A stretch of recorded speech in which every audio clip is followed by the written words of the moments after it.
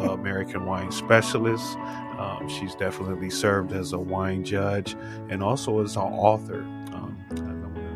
Restaurants, bars, and wineries, breweries, all whiskey places, everybody that's doing something in Las Vegas with spirits, I want to spread the word about. It's Eve Bushman, which is Eve Wine 101.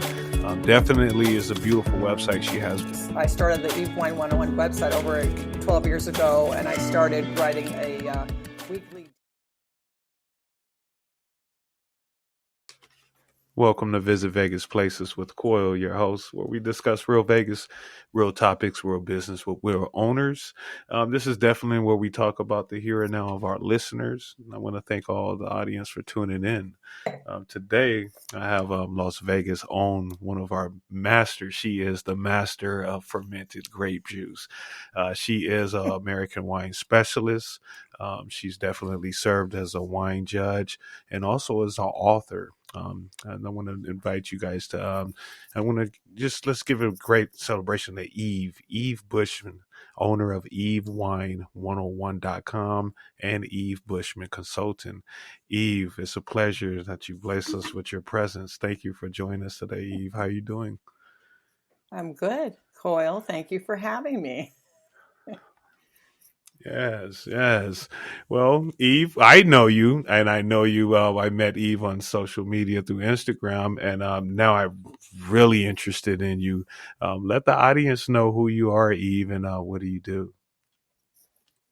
Okay, well, that's a lot to synopsis and this amount of time in this kind of podcast, but I've been a wine and spirits writer for more than a dozen years, and I have all these different certifications in wine and spirits, and sake. As Coyle mentioned, I'm an American wine specialist, and in having all these certifications, I've been spending most of my time writing about wine and spirits for the beginner to make it easy for people to get into the world of wine and spirits and not to be overwhelmed by it.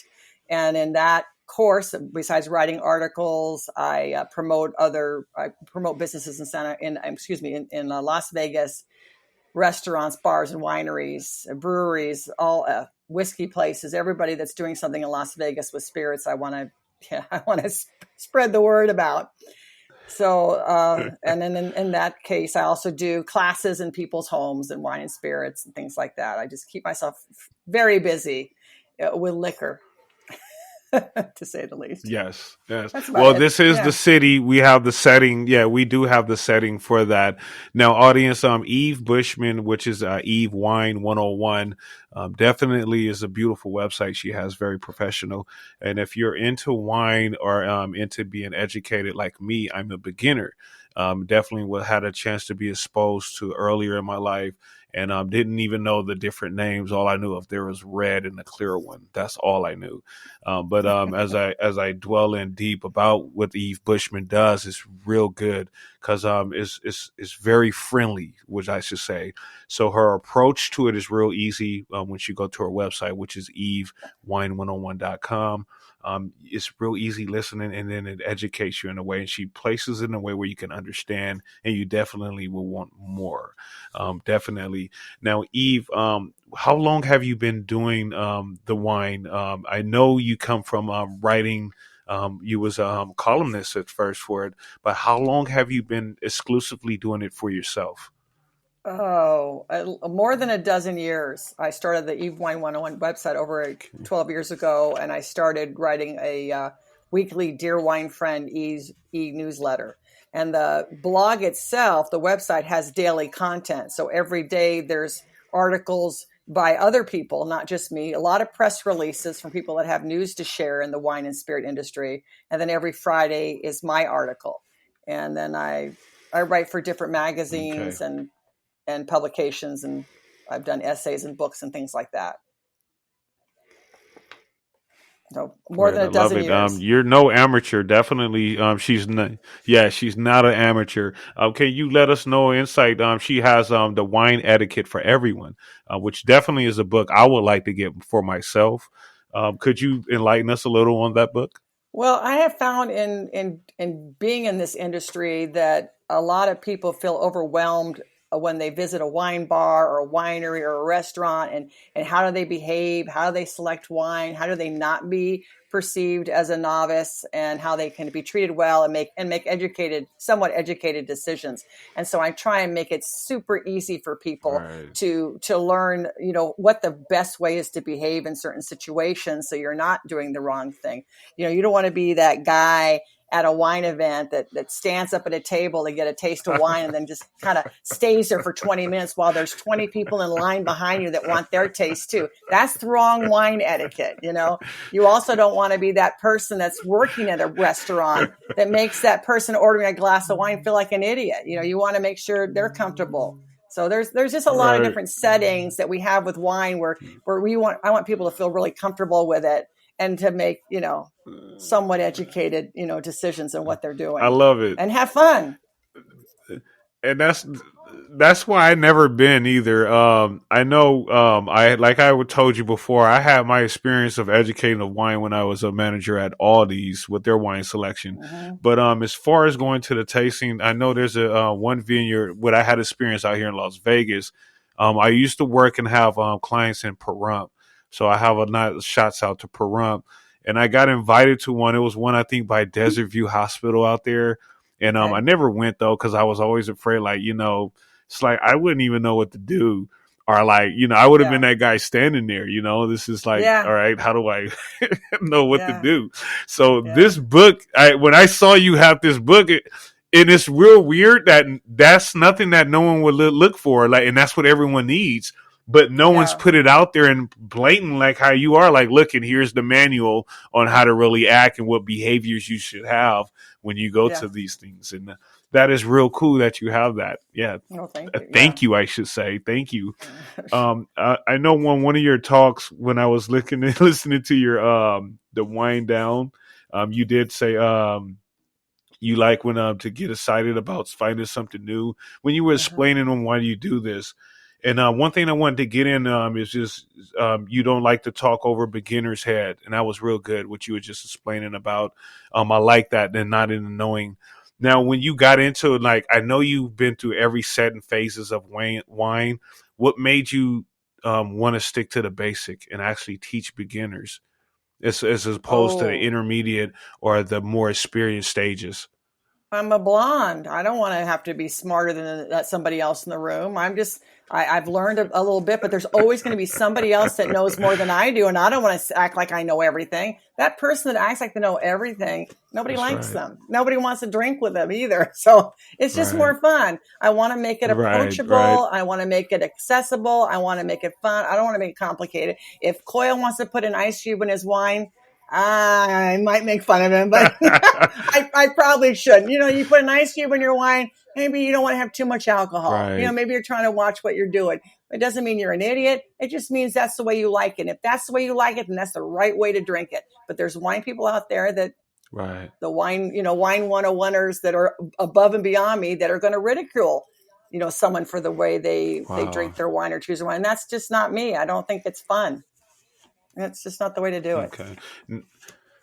Now, with you traveling and going through all type of wine testing and events, what would be the best, vineyard that you've been to in the United States? What do you say is the best one to visit? Oh, for God's sakes. Do you know how many winemakers I know that are going to listen to this and get mad at me if I know. I can imagine. So there's so many.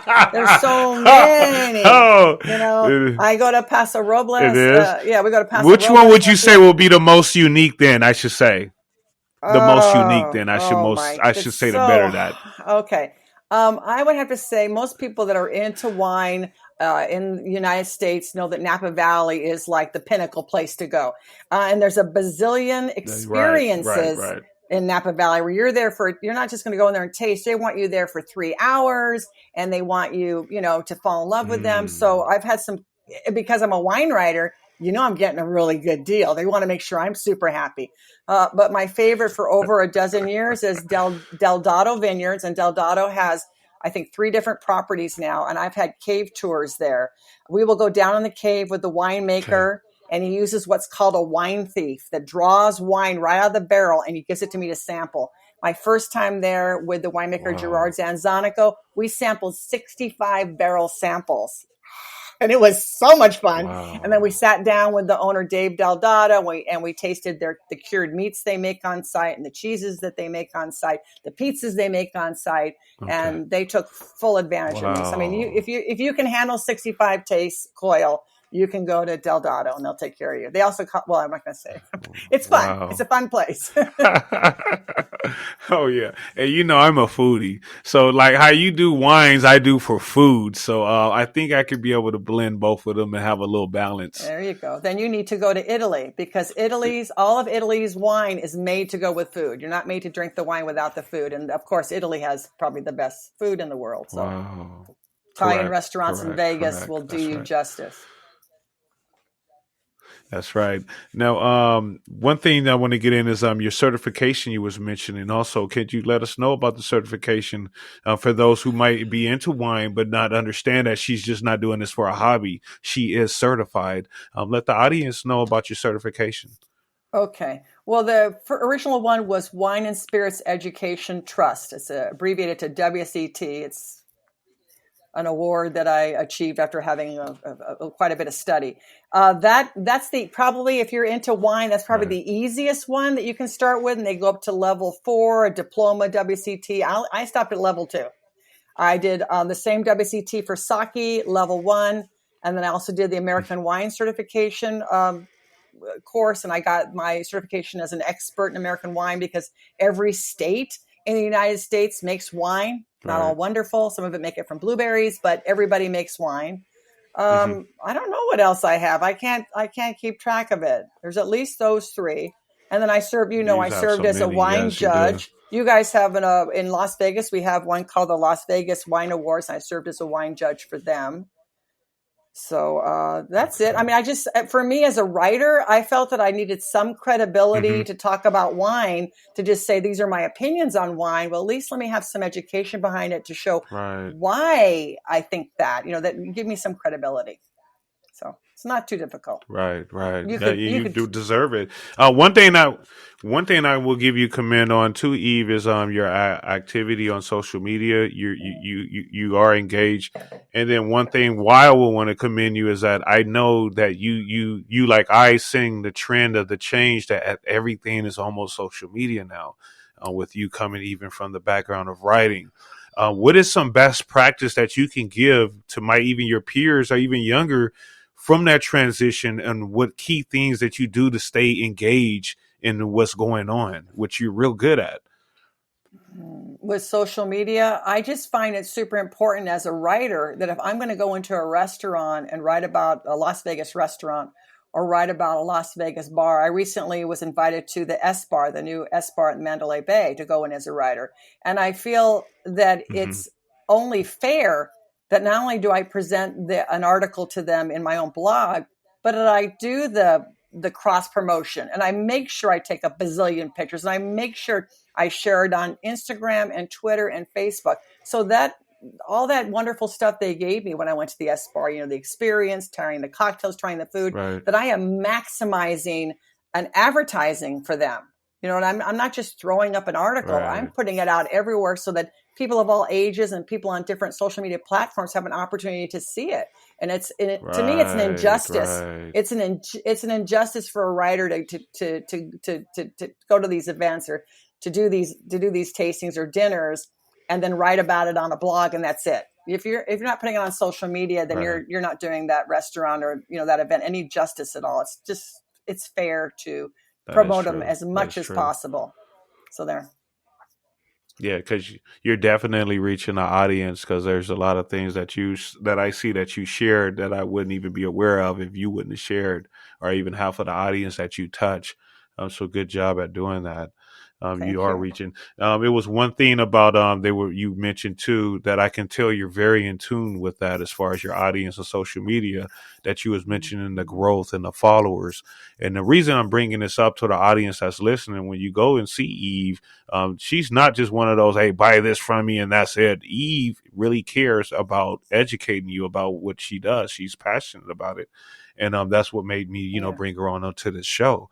That is real good about you. You mentioned that the growth and then the followers staying, because he was kind of saying like, how do you know they're going to stay? And you was like, no, I know they're going to stay with me because I make sure they stay with me because I'm accessible for them to stay with me. I like that. Do you still make yourself accessible where that goes on to your one-on-one classes, where I want to get to when you're on your website, where Eve has where you have the Wine 201. Could you please enlighten us on the Wine 201 and what do you do with that? Where I you think have the 3 women in wine or you have the events. Yeah, well, the three of us, it was me, Denise Davis, and Beth Greenwald had all achieved the American Wine Specialist certification at the same time. And we didn't even know that each of us was taking the class. We'd had the WCT together years before, and then we showed up and had the same class on this American Wine Cert. And when I realized we all passed the class, I wrote the press release. I sent it out to everybody, and everybody printed it. These 3 ladies, all friends, got this at the same time, and we decided that if and when someone wanted us to teach a class, and I was the only one. I'm the one that does all the promoting and gets the classes. But I thought, well, if I get classes that I have too many people in, that both Beth and Denise could help me out. Right. And so we did do that. We did do a couple of those because this was a few years ago when we got the American Wine Cert, and we did do classes together. We would back each other up, for classes, and it's always nice. If I can do 20 people in a class, I can do 60 people in a class, but it helps to have somebody else that I can make fun of or fool around with. I'll do a class with a winemaker, and most of the time I'm just he's talking about wine all over the place, and I'm just kind of dumbing it down for the rest of us. I don't know what he's talking about. So we kind of play off each other, and how to approach our audience so that it's completely accessible to everybody. So that's the story. Right. So you are available, like if someone wanted to book you for an event or the host of event with certain kind of wines, you are available for that service, correct? Yes. And if it's a nonprofit, for 12 years I've been doing nonprofit events. So if you are a nonprofit, I don't charge anything to do an event as long as I'm available. So if you need help with a wine event or a spirit event and your money is going to a charity in Las Vegas, I'm happy to help with whatever you want with that. So there's that. That's right. And now, also Eve, before, could you touch in a little on your Eve Bushman Consulting, your business aspect side of it, and enlighten us on the services you have for that? Well, that's basically for the for-profit business that wants an event. So if you have a winery, a bar, a restaurant, or an event that you want to promote in Las Vegas, if you're not a nonprofit, I will charge you to promote your event a bit, and then of course, attend your event or invite people to your event, that kind of thing. Currently, I'm promoting the Universal Whiskey Experience, which is an annual event that they hold at the Wynn Hotel. They have a high roller 2-day ticket, and then there's a regular connoisseur ticket there. And I'm promoting that right now. It's the best whiskey event for anyone that's into single malts, blended whiskey, bourbons, cognacs. It's just a fabulous upper echelon event. You have distillers from Scotland that used to come in. Hopefully they'll be able to come in. We haven't had an event live for about 2 years because the distillers are, of course, all in Scotland.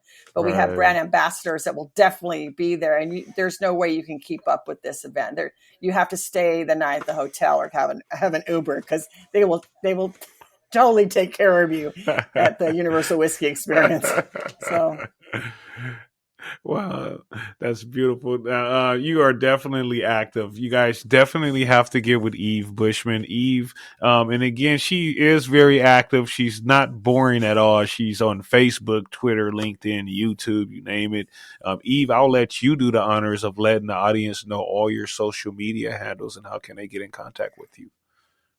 Oh, gosh, I have to know that off the top of my head. I have to look it up or something. So the website, as Coyal's mentioned many times, thank you very much, is Eve, Line 101.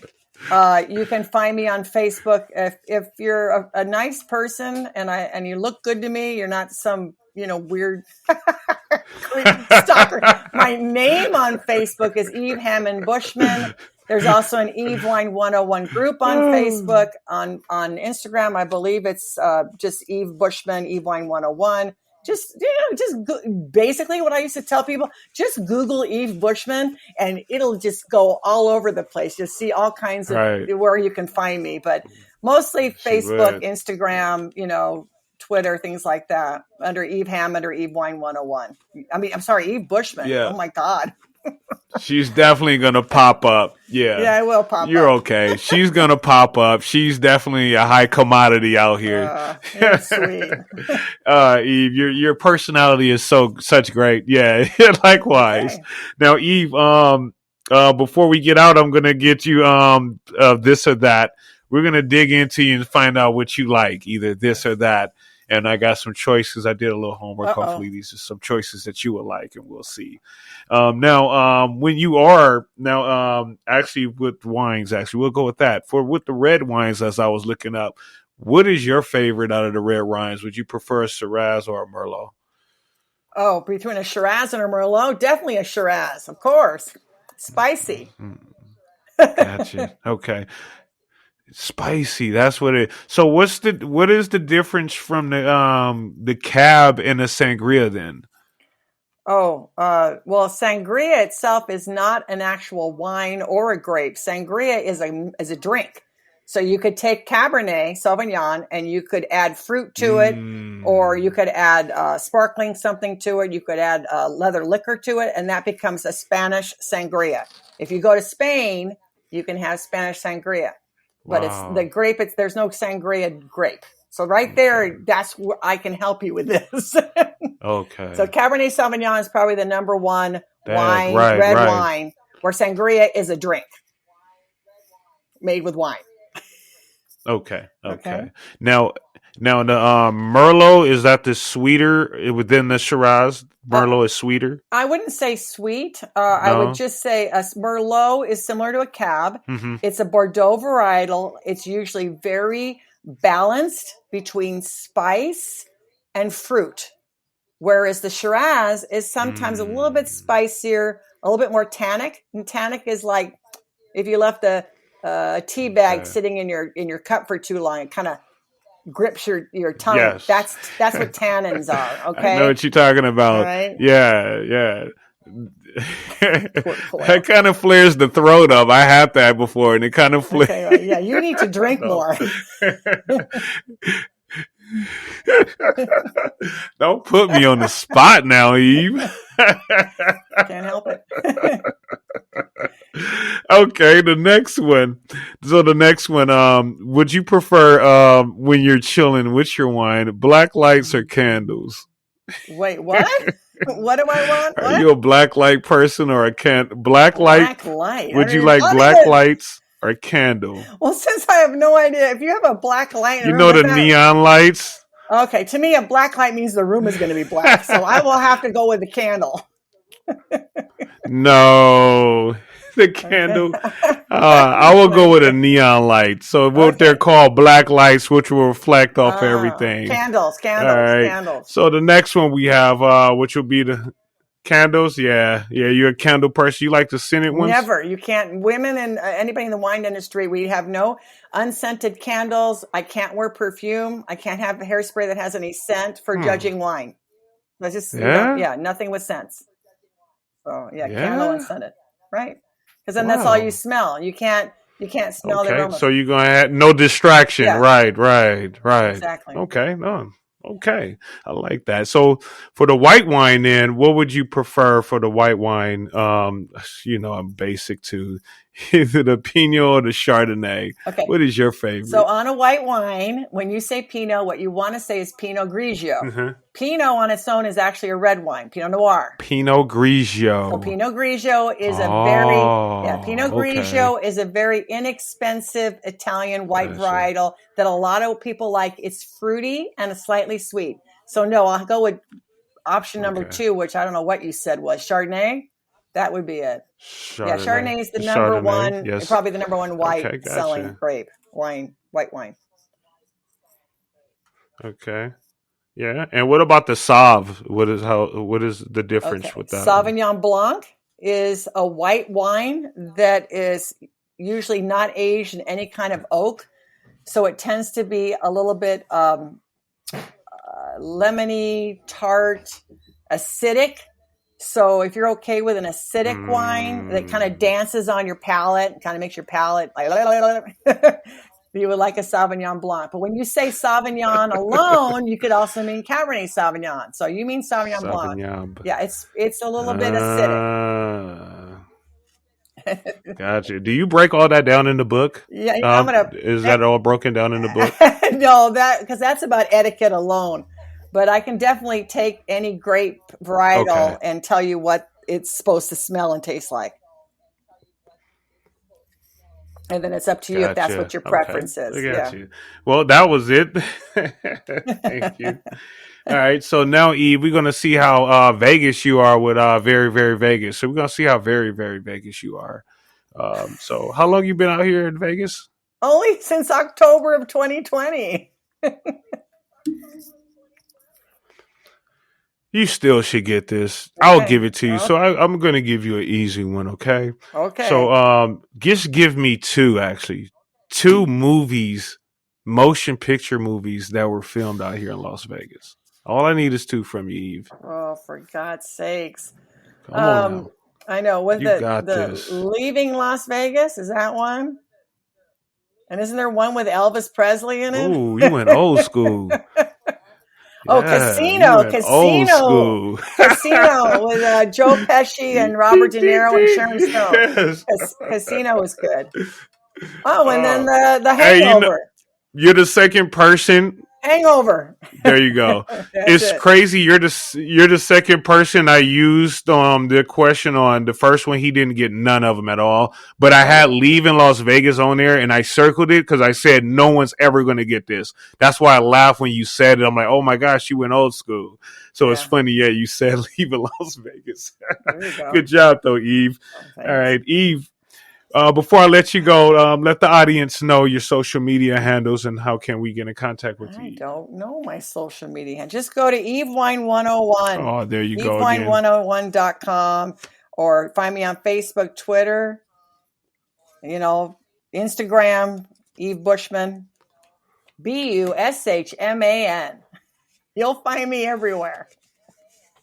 Eve Bushman. Yeah. Eve, I want to thank you for taking the time out for being with me. I'm definitely going to get with you on the other side, but I'm going to get the book from you. You guys check out her book also when you can on her website, which is evewine101.com.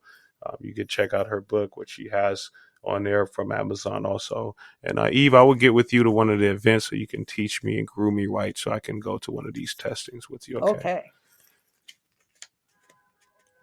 All right, Eve, I want to thank you, and audience, thank you for listening. You could have been anywhere and tuned in, but you chose to listen to us. And I want to thank you, Eve from Las Vegas. You guys make sure you check her out. She is the classy lady, the master of the fermented grape juice, Eve at evewine101.com. Again, Eve, thank you. Good night, and you take care, Eve, okay? And thank you for being on Visit Vegas Places. Thank you, Coyal. It was fun.